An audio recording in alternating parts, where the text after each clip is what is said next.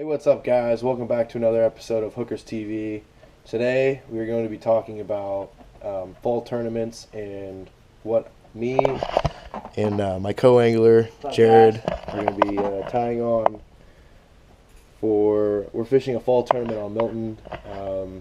What's the weather going to be like? 50 degrees? About 60 and sunny. 60 and sunny. All right. It's going to be the third day on a warming up trend, so hopefully the fish are going to be feeding and everything. And all right, let's get started. All right, so the first thing we're going to be throwing, I have a little jig tied on here, little rage tail trailer.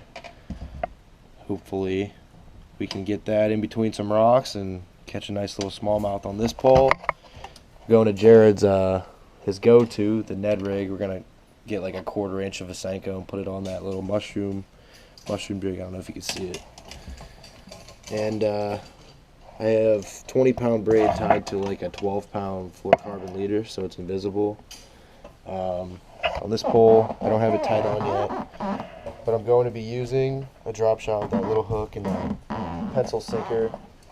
We have like 15-pound Kaizen line. It's really thin, and we're going to tie a little leader to it, and then about 1.5 feet, I would say, and put that drop shot hook.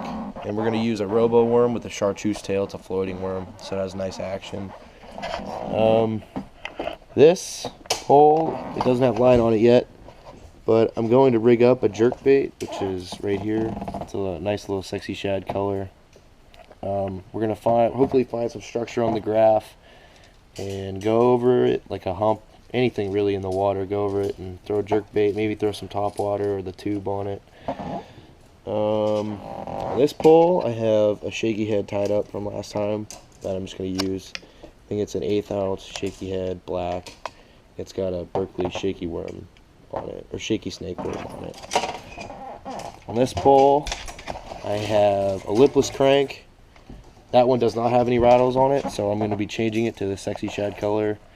This lipless crank with rattles. I just got to cut that one off and change it. On this pole, I still have to string it up, but I'm going to be throwing a little bit of top water. This Livingston spook, I've talked about it in previous videos. I'm going to be tying that one on. And then on this pole, I have a Wacky Rig Senko on it, and I'm going to be cutting that off and putting on this this tube. It's got a little goby color, and it's got a shaker in it, so hopefully that'll do the trick. And I got mono line on that, so it'll be invisible. And then my dad has the one pole right now, but I'm going to be tying this Whip'em Baits spinner bait. We're going to use that on my dad's pole. Alright, we're going to have Jared talk about what he's throwing today. Start off with a drop shot here. We're going to go with kind of like a shad looking color. They're still running. We were out there last week getting some practice in, so we're going to start with that. Next, like Cody said, I'll be finding some rocks.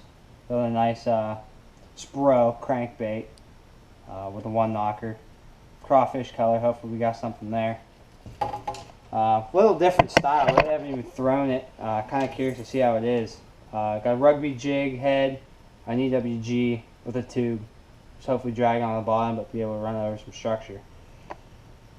Let's see. Next, got top water walking bait.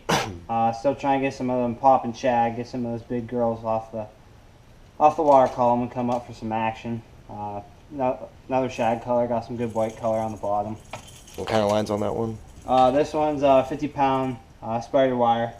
I like spider wire. I mean, everybody has their preferences. Got another chartreuse spinner bait. Kind of again going for that shad imitation. Gold blades work real well at this lake. Always got to have the trailer. Also throwing it on a 50-pound braid, just in case we get into some trees. Going next to the jerk bait, all white. Got to throw it when the shad are running. Just a Repello, medium diver. Got a little bit rattles, not that big of a profile. And then I guess you can call it my go-to on this lake. Got like 1/3 of a Senko going here, bluegill color, 5/8 ounce jig head, mushroom jig. Just kind of bouncing it through the rocks. Going that way. What does it do? It basically does nothing. Does nothing. Does absolutely nothing. Shout out to Mike Iconelli for Yeah, that Mike one. Iconelli basically said it, and been staying that way ever since. It's done good on this lake, so we're gonna keep it tied on here. I got that with a 12-pound P line fluoro, so pretty much is invisible that way. All right. And that's the arsenal. He's got a million boxes here. So hopefully we can do something with all this tackle we got. All right, thanks, Jared. I just want to talk a little bit about this knot. I'm not going to show you how to do it. I can save that for another video, but I like to tie. There's all kinds of different line-to-line knots, like a double clinch knot or improved clinch knot, FG knot, the blood knot.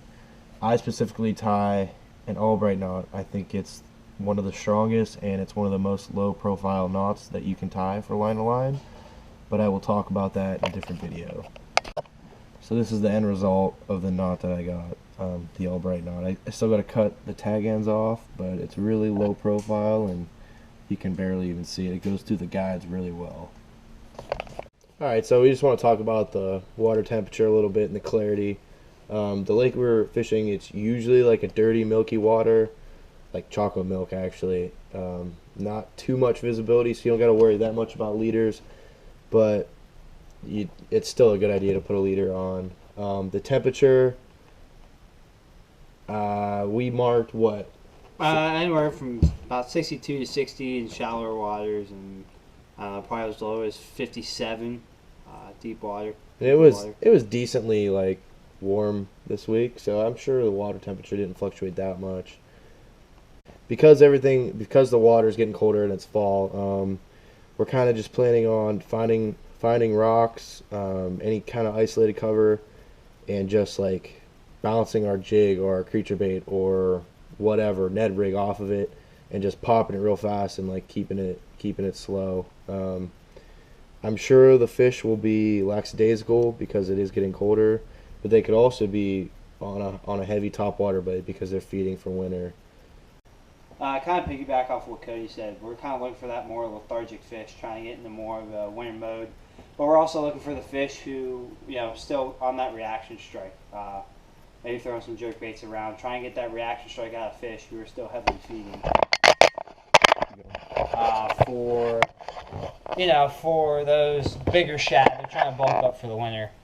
There might not be a whole bunch of size of these fish, but I can guarantee you one thing: they're probably going to be nice and fat. Some chunky little things. We like our chunky fish. Try to find a couple big girls getting ready to go down in the winter. A couple aggressive males.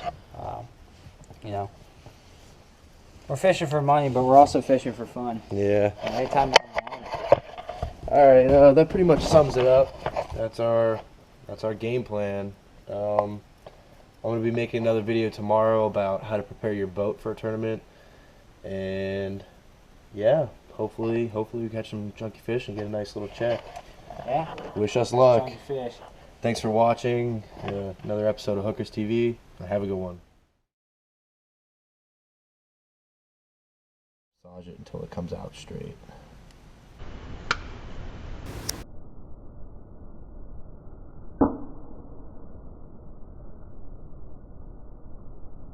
And I broke it.